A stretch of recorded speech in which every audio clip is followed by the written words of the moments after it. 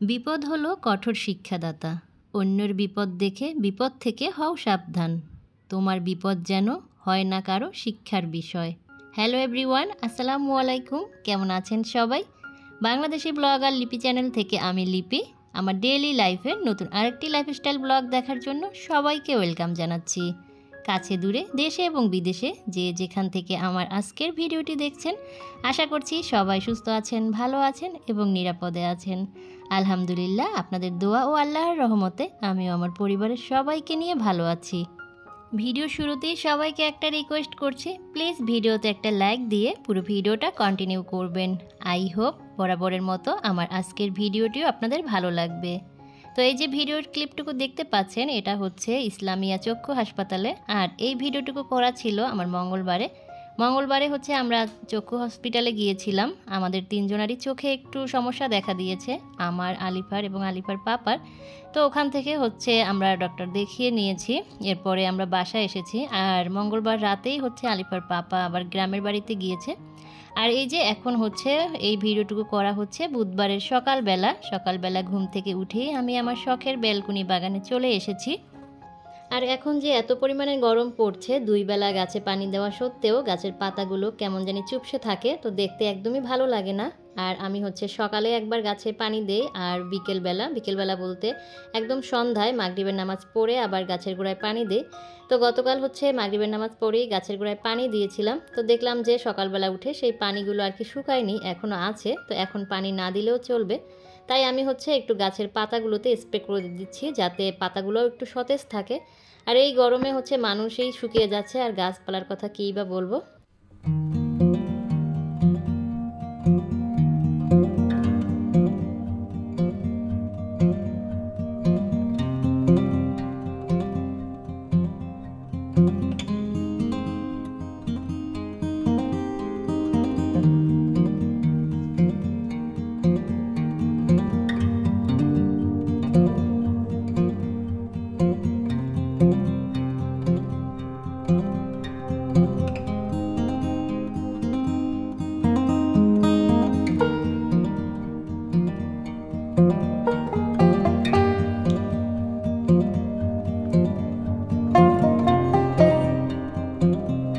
আর এই যে এটা হচ্ছে দেশি নয়নতারা। এই গাছটা আমার অনেক আগের বলতে যে মেইন গাছটা ছিল সেটা আমি ফেলে দিয়েছি, আর এটা হচ্ছে বীজ দিয়ে যে গাছটা হয়েছিল সেটাই রেখেছি।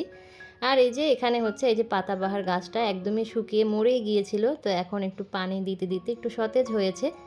আর এখানে নীল অপরাজিতা গাছের গোড়ায় হচ্ছে কিছু ইঞ্চি প্লান্ট লাগিয়েছি, তো সেগুলো হচ্ছে পানি স্প্রে করে দিচ্ছি। আর এই যে পাতাবাহার গাছটা, এটাও মাশাআল্লাহ গ্রো করছে ভালোই। আর এই যে এই গাছটা যেদিন আমি দেখিয়েছিলাম সেদিন হচ্ছে একটা আপু আমাকে প্রশ্ন করেছিল, আপু জানতে চেয়েছিল এই গাছটার নাম কি।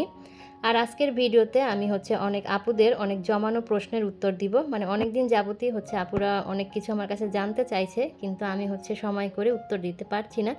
তো প্রথমেই হচ্ছে এই আপুর প্রশ্নের উত্তরটা দিচ্ছি। আপু, এই গাছটার নাম হচ্ছে ব্লু ডেইজি।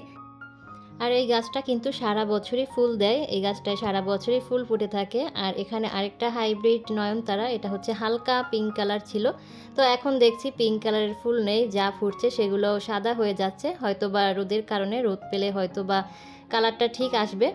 তো ব্যালকনি থেকে চলে এসেছি নাস্তা বানানোর জন্য। আর আজকে কিন্তু আমি আমার একার নাস্তাই করছি, আগেই বলেছি আলিফার পাপা যেহেতু রাতে বাড়িতে গিয়েছে। তো আজকে নাস্তায় হচ্ছে চা করে নিয়েছি 1 কাপ, সেই সাথে হচ্ছে আমি রুটি কিছুই বানাইনি, 2টো চাপটি বানিয়ে নিয়েছি, আর সেই সাথে 1 গ্লাস পানি নিয়েছি। তো পানি তো হচ্ছে এখন আমাদের জীবন, আসলে পানি সবসময় আমাদের জীবন। তো আলিফা যেহেতু ঘুমাচ্ছে, ওর নাস্তাটা এখনও রেডি করি নেই, ও উঠলে তারপরে নাস্তাটা রেডি করব। তো ওর নাস্তা আমি কখনোই আগে রেডি করি না, ও ঘুম থেকে উঠলে ওকে জিজ্ঞেস করেই নাস্তাটা রেডি করি। তো এই তো ও উঠে গিয়েছে, আর আমি ওকে বললাম যে ও কী খাবে, তো বললো যে আজকে স্যুপ নুডলস খাবে। তো আমি হচ্ছে আলিফার জন্য স্যুপ নুডলস রেডি করে নিয়েছি। এই তো আলিফার নাস্তাটাও রেডি হয়ে গিয়েছে।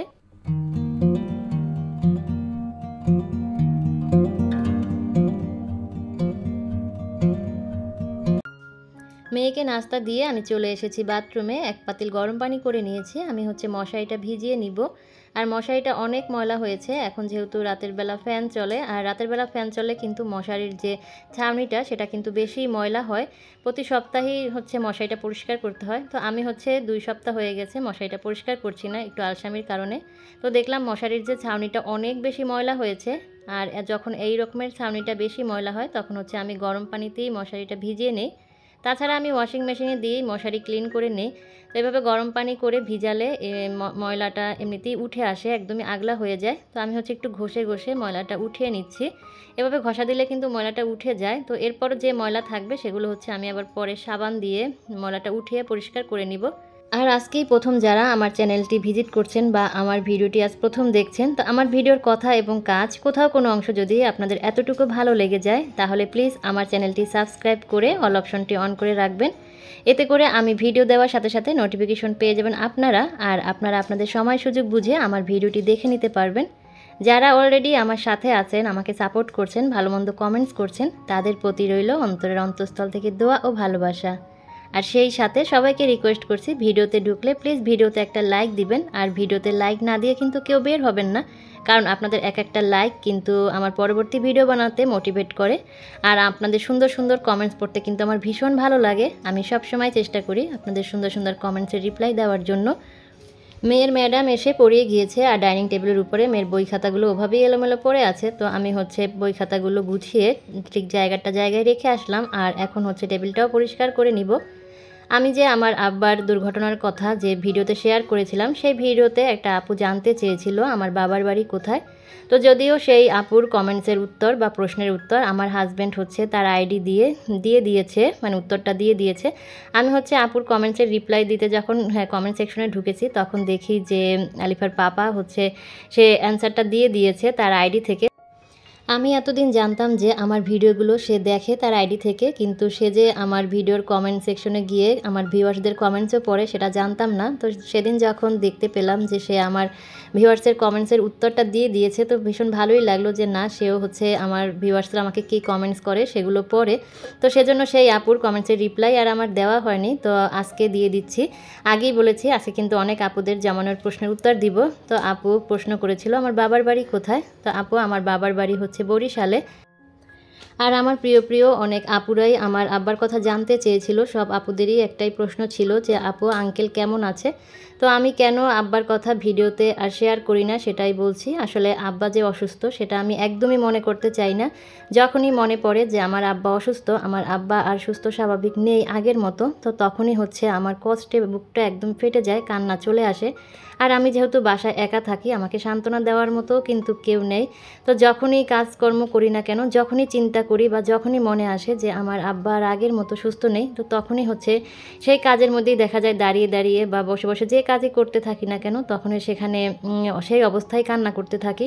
তো নিজেই আবার কিছুক্ষণ কান্না করে চোখ মুখ মুছে চোখ মুখ পরিষ্কার করে আবারও কাজে লেগে যাই। ওই যে বললাম বাসায় তো একা থাকি, আমাকে সান্ত্বনা দেওয়ার মতো কিন্তু কেউ নাই। নিজেই কান্না করি, নিজেই আবার নিজেকে সান্ত্বনা দেই এই ভেবেই। তো এই কারণেই হচ্ছে আমি ভুলে থাকতে চাই যে আমার আব্বা অসুস্থ। আমি সবসময় চিন্তা করি যে না, আমার আব্বা অসুস্থ না, আমার আব্বা হচ্ছে সুস্থ, আমার আব্বা আগের মতনই আছে। তো এই কারণেই হচ্ছে আমি আব্বার সেই দুর্ঘটনার কথা বলার পরে আর কোনো ভিডিওতে আব্বার কথা শেয়ার করি নাই। কিন্তু আমার প্রিয় আপুরা কিন্তু আমার আব্বার কথা জানতে চাচ্ছে বারবার, আব্বা কেমন আছে। আর আব্বা যদি আগের তুলনায় একটু সুস্থ হতো তাহলেও আমি আপুদেরকে আপডেট দিতাম। তো আব্বার তো কোনো উন্নতি হয়নি শরীরের, আরও মনে হয় অবনতি হয়েছে। কারণ আব্বা যখন ঢাকা মেডিকেলে ছিল তখন হচ্ছে আব্বার মুখে যাই দেওয়া হতো, ফল বা যাই হোক, আব্বা একটু একটু হলেও খেত। সুস্থ স্বাভাবিক মানুষের মতো তো আর খেতে পারবে না, তো যতটুকু খাওয়ার খেত। তাছাড়া আব্বা উঠে বসে নিজের হাতেও দেখা যেত 2-1 লোকমা ভাত মাখিয়ে খেত। কিন্তু আব্বা বরিশালে যাওয়ার পরে ভালোই ছিল কিছুদিন, এরপরে আবার এখন নাকি আব্বা কিছুই খাচ্ছে না। আর না খেয়ে আব্বার শরীরটা একদমই শুকিয়ে গিয়েছে। আব্বা এখন আর ভাত টাত কিছুই খায় না, কোনো কিছুই খায় না, এমনকি একটু দুধও খায় না। যদি একটু ফলের রস বা ডাবের পানি দেওয়া হয় তাহলে হচ্ছে একটু, মানে 1 চুমুক কি 2 চামচ খায়, এর বেশি আর খায় না। আর আব্বা উঠেও বসে না, কোথাও যায় না, সারাদিনই শুয়ে থাকে। এমনকি এই যে প্রচণ্ড পরিমাণের গরম পড়ছে, এতেও সে নাকি 2 দিন 3 দিনও গোসল করে না, মানে তাকে উঠে গোসল করাতে নিতে পারে না। আর আব্বার আগের চেয়েও এখন এলোমেলো কথার পরিমাণ বেশিই বাড়ছে। তো এই হলো আব্বার অবস্থা। এই কারণেই হচ্ছে আপুরা আপনাদেরকে কিছুই জানায়নি। যদি আব্বা সুস্থ হতো তো খুশি মনে অবশ্যই আপনাদেরকে সেই আপডেটটা দিতাম আমি। আর আল্লাহর কাছে সবসময় দুহাত তুলে একটাই প্রশ্ন করি আল্লাহকে, যে আল্লাহ আপনি আমার আব্বাকে এত বড় শাস্তি কেন দিলেন? আমার আব্বা তো আপনার ঘরেই যাচ্ছিল আপনাকে সেজদা করার জন্য। আসলে কখন যে কার বিপদ হবে সেটা কিন্তু কেউই জানে না। আর এত অল্প সময় যে আমাদের সাথে এত কিছু ঘটে যাবে সেটাও আমরা বুঝতেই পারিনি। তো আমার মাকে যখন ফোন করে আব্বার কথা জিজ্ঞেস করি, মা তো শুধু কান্নাকাটি করে। আসলে মা অনেক বেশি ভেঙে পড়েছে। তো সবার কাছে রিকোয়েস্ট করছি, প্লিজ সবাই আমার আব্বার জন্য দোয়া করবেন, আর সেই সাথে আমার মায়ের জন্যও দোয়া করবেন। আমার মা যেন সব কিছু সহ্য করতে পারে, সব কিছু সহ্য করার ক্ষমতা যেন আল্লাহ পাক আমার মাকে দান করে। আল্লাহ পাক যেন আমার মাকে ধৈর্য দান করেন। আর সবসময় কিন্তু আমার আব্বার চেয়ে আমার মাই বেশি অসুস্থ থাকতো। আমার আব্বা সবসময় আমার মায়ের চিন্তাই করতো। আল্লাহ যেন আমার মাকে সুস্থ রাখে। আসলে কখন যে কার দোয়া কবুল হবে সেটা আসলে কিন্তু কেউই জানে না। তাই সবার কাছেই রিকোয়েস্ট করছি, সবাই প্লিজ আমার আব্বা আম্মার জন্য দোয়া করবেন। আর কথা বলতে বলতে কিন্তু সংসারের অনেক কাজ গুছিয়ে নিয়েছি। আমি কিন্তু অনেক কিছুই ক্লিন করে নিয়েছি। এরপরে হচ্ছে আমি রান্না করতে রান্নাঘরে চলে এসেছি। সবার আগে আমি হচ্ছে ভাতটা বসিয়ে দিয়েছি। এরপরে আজকে হচ্ছে লাউ ভাজি করব, এজন্য হচ্ছে লাউটা ছিলে টুকরো টুকরো করে নিয়েছি। আর লাউটাকে হচ্ছে আমি বটি দিয়ে কুচি করে নিব। আর এইদিকে হচ্ছে পটল ছিলে পটল কেটে নিচ্ছি। আজকে হচ্ছে পটল আলু দিয়ে রুই মাছের ঝোল করব। তো এগুলোই হচ্ছে আজকে দুপুরের রান্না। আর একটা আপু জানতে চেয়েছিল যে আমি কোন এরিয়াতে থাকি। তো আপু জিজ্ঞেস করেছিল যে আপু আপনি কোন এরিয়াতে থাকেন? আমি হয়তো বা আপনার পাশাপাশি এরিয়াতেই থাকি। তো আপু আমি হচ্ছে মৌচাকে থাকি, আর আমি যে এলাকায় থাকি তার নাম হচ্ছে পূর্ব শাহনারপাড়। আসলে আমি যেহেতু অনেক সময় ভিডিওতে শনি একরার কথা বলি বা শনি একরার এরিয়াটা দেখাই, তো তখনই হয়তো আপুরা ধারণা করে যে আমি হয়তো বা শনি একরাতে থাকি। শনি একরা, সাদ্দাম মার্কেট, যাত্রাবাড়ি এই এরিয়াতে কিন্তু অনেক আপুরা আছে যারা আমার ভিডিও দেখে বা তারাও ব্লগিং করে। তো সেই কারণেই হয়তো বা তারা জিজ্ঞেস করে। তো আমি তো শনি একরাতে থাকি না, শনি একরাতে তো আমার স্কুল। সেই কারণেই মাঝে মধ্যে আমি শনি একরার এরিয়াটা দেখিয়ে থাকি। তো আমি রান্নাটা বসিয়ে মানে লাউ ভাজিটা বসিয়ে আমি হচ্ছে এদিকে এক বোতল পানি ভরে নিলাম ফ্রিজে রাখার জন্য। যেহেতু ফ্রিজের পানি খাওয়া একদমই স্বাস্থ্যসম্মত না, তারপরেও হচ্ছে 2-1 বোতল পানি রাখি। কারণ আমার ফিল্টারটা যেহেতু একদম ফ্রিজের পাশে, তো ফ্রিজের যে তাপ বের হয় যে গরমটা, তো সেই তাপই হয়তো বা আমার এই ফিল্টারের পানিটা সবসময় গরম থাকে। তো এই গরমে এত গরম পানি আসলে খাওয়া যায় না। তো সেই কারণে আমি হচ্ছে 2-1 বোতল পানি ফ্রিজে রাখি, জাস্ট একটু মিশিয়ে হালকা ঠান্ডা করে খাই। তো আমি ভুলেই গিয়েছিলাম যে আমার মাটির জগ আছে বা কলস আছে। গত বছর গরমে কিন্তু আমি একদমই ফ্রিজের পানি খাইনি। এই যে জগে আর মাটির কলসিতে পানি রেখে আমি পানি খেয়েছি। তো আমি ভুলেই গিয়েছিলাম এই বছর যে মাটির কলসে বা জগে পানি রেখে ঠান্ডা করে আমি খেতে পারি। তো গতকাল হচ্ছে আমার এক কাস্টমার এসেছিল, রিটার্ন কাস্টমার। উনি হচ্ছে এর আগের বছর আমার কাছ থেকে 2-3টা মাটির কলসি নিয়েছিল।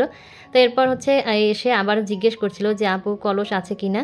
তো আমার কাছে কলস ছিল, তো উনি হচ্ছে আরেকটা কলস নিয়ে গেছে। তো তখনই আমার মনে পড়লো যে আমি তো মাটির কলসিতে বা জগেই পানি রাখতে পারি, তাহলে তো আমাকে আর ফ্রিজে পানি রাখতে হয় না। তো যেই ভাবা সেই কাজ, আমি হচ্ছে মাটির জগটা নামিয়ে ধুয়ে পরিষ্কার করে নিয়েছি আর মাটির জগে পানি রেখে দিলাম।